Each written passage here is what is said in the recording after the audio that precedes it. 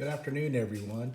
It's been a while since I've done a local comic shop unboxing, but today I went by my comic book store for the first time in about 3 weeks. So some of these titles came out a while ago. I've just been busy starting a new job, so trying to get used to the schedule. So I finally went down there. So when I went down to my local comic shop, I actually had a lot of items in my pull box. So I took like the first 10 or 11 of them and just grabbed them and just said I'll take those. But I also spent time going through some of the dollar bins to look for comics that I was missing to help build and finish some collections. So let's take a look and see what I got today. Okay. So I like how they put them in here kind of backwards. So let's take that away. Okay, so the first one is going to be Absolute Batman number 6. Let me see. So there's this. And this is, let me see. Who does this? This is the Frank Quietly variant. So it's pretty cool. I like it. And then here's the regular cover. And let's see what's going on in here. Oh, there's a nice big ad for WonderCon that's already passed us. So yay, WonderCon. So, oh, that's a nice picture right there. Absolute Batman to 200, part 6. If any of you have been reading Absolute Batman, how do you like it? Is it something that you enjoy? Leave a note in the comments if you like what you're reading, or even if you don't like what you're reading, or if you think that maybe there's something else that I should be reading. All notes are welcome. Ooh, that's a pretty cool shot right there. Like what he did with his bat ears. That's kind of cool.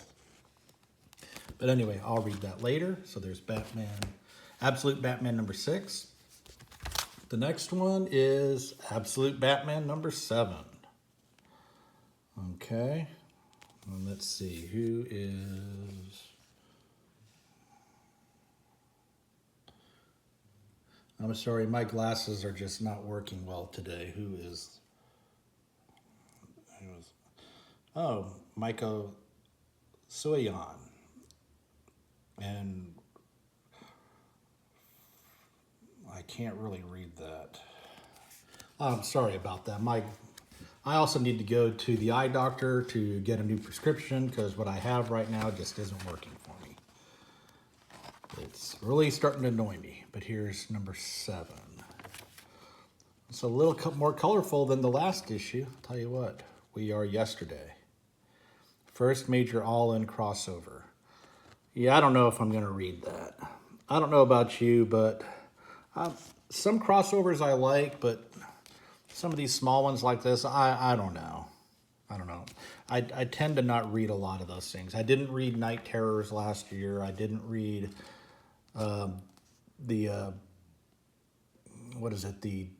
whatever dark thing that they called it earlier that led to all this stuff. I don't really remember what it was called, but it was dark something. Ugh. What happened to him? Alrighty. There's that one. So Absolute number 7. Oh, Absolute Green Lantern number 1. I've been looking forward to reading this. This is something that I do want to read. So I'll probably take my time to read this a couple of times. I love Green Lantern. Episode 1, The Black Hand. Al Ewing. Oh, okay. And Janoy Lindsay does the artwork, and Lucas Gattoni is on the letters. Oh, okay. I like this. This looks nice. Right on. So let me see. Alrighty, not bad. Deathstroke's back from the dead. I like some of these ads. Anyway, I'm not going to look through that very much because I desperately want to read that. Okay, so here is Absolute Superman number 5. Let's see. Sean Murphy did the cover for this one.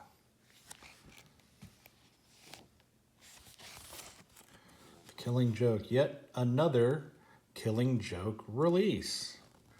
Let me see, they're going to add some more stories and art to this one. How many times can they re-release that thing? But I guess as long as people are buying it and making it money, I guess that would be the reason why. Oh, that's pretty cool. I like that.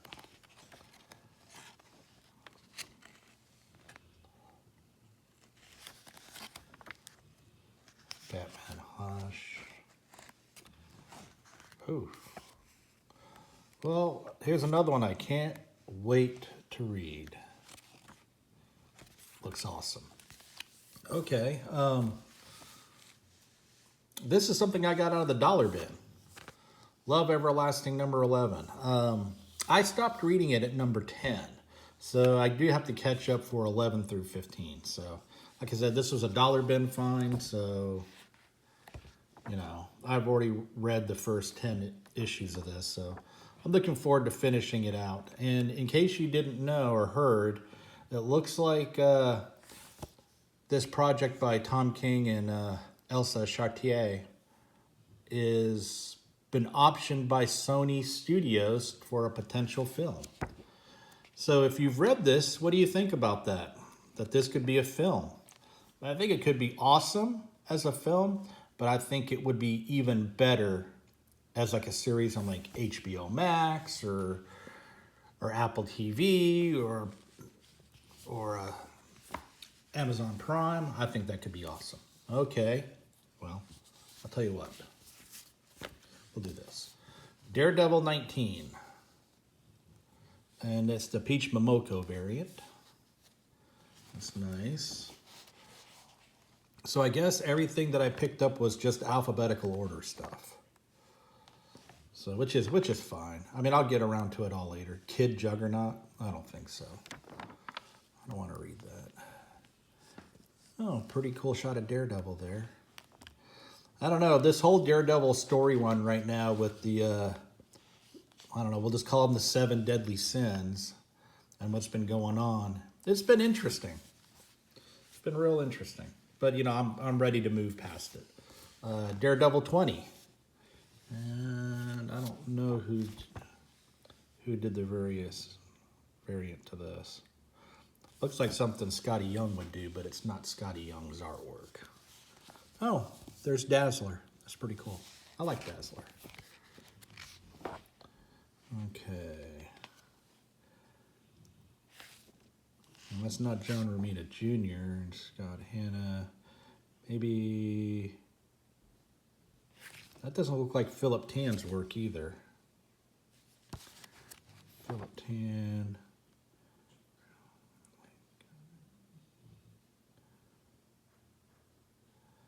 Ryan Meendering? I don't know. It looks like it starts with a G. I don't know. I don't really know because it doesn't look like Todd Knock either. I don't know. I don't know who did it, but it looks kind of cute. And they did that with some other covers as well. Oh wow, look at that work. Oh, I love what they're doing to Bullseye. I hate that guy. Glad he's getting his. It looks like Storm, but it's not. But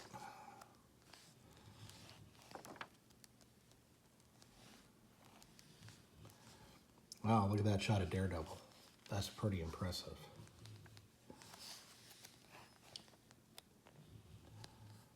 Okay. Oh, this is done by Chris Giarusso. That's why it looks like a G. You know, maybe if I just read the front. And here's one from Moon Knight. Moon Knight number 7, and it's got the, they say it's a connecting variant. Connecting variant.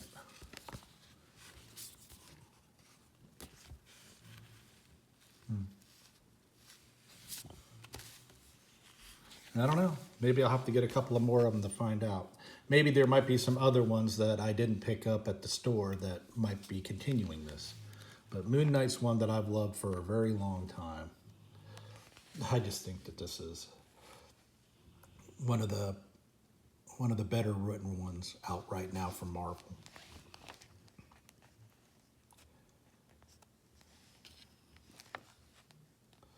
There's Tigra and 8-Ball.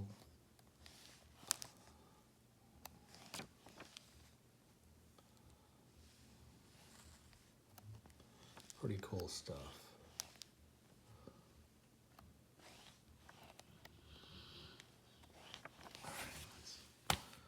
Alrighty, Wonder Woman. David Nakayama. I can always recognize it by David Nakayama DNA. Let me see. So this, I think, is the end of the current storyline. And I think after this, it transitions to a Trinity. I'm not sure if it's a one-shot or a mini-series. Then I think it goes back to this. Fury the finale. Tom King, Danielle St. Pierre. I really did enjoy large portions of this story arc. It didn't start off really well for Diana and the rest of the Amazons, but it's gotten better as time goes on. And that's a lot of things with Tom King, is you got to be patient, and eventually it does get better. So there you go.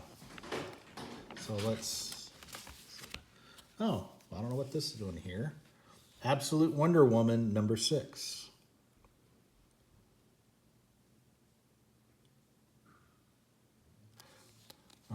This is by Joshua Swaby. I like that.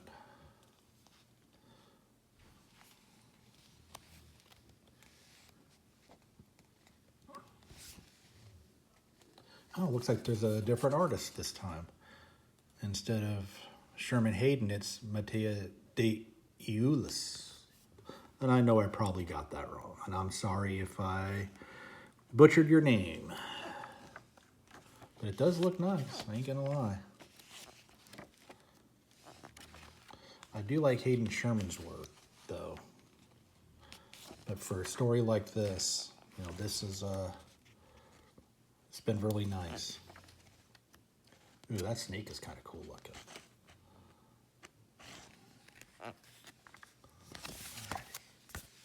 All right, Absolute Superman.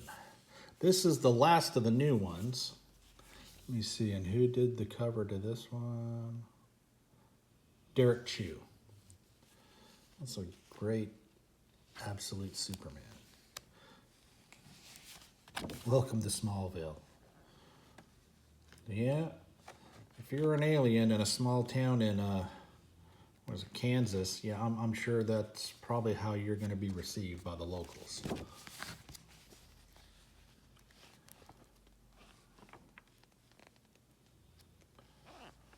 Oh, so this is the Kal-El and family coming to Earth. That should be interesting. Ooh, Ra's al Ghul, huh? Oh. Okay, so that's it for the new stuff. So for the older stuff from the dollar bin, there was Love Everlasting. And another one that I really enjoy from a long time ago as a kid, one of the first comics I remember picking up was The Warlord by Mike Grell.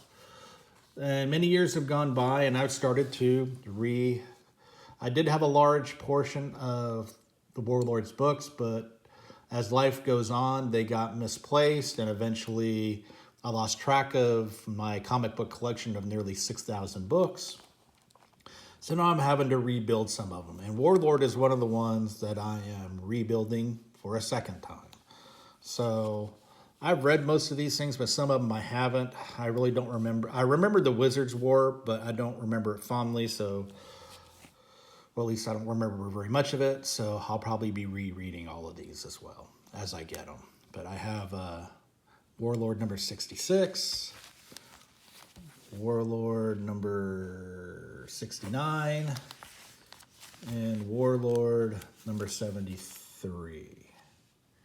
Now, I do know at some point, I want to say it's sometime in the issue 80s or in the late 70s, Mike Grell does step away, and